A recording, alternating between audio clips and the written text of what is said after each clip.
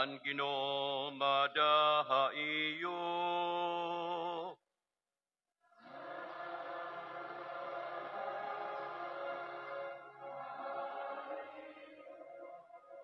Pagbahasa ti kangan santos nga ebanghelyo, sumalakan San Marcos.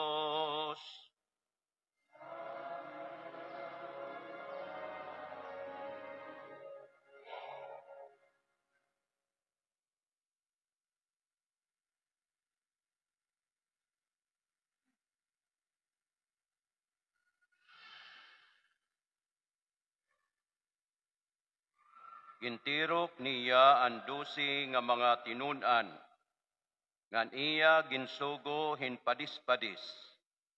Tinagan niya hira hingahom hinpakadaog han mga yawa, ngan gintugon hira niya.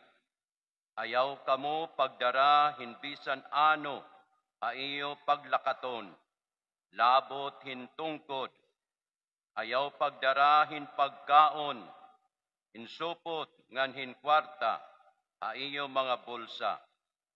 Pagsulot kamo hinsandalyas, kundi ayaw pagdara hinliliwanan.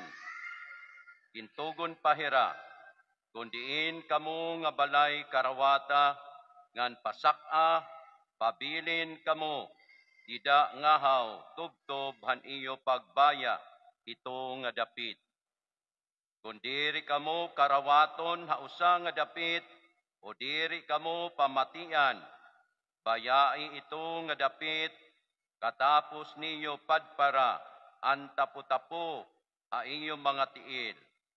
Usa ini nga pahimangno haira, sanglit nagkalakat nga nagwali hira, nga kinahanglan bumaya an mga tawo han ira mga sala.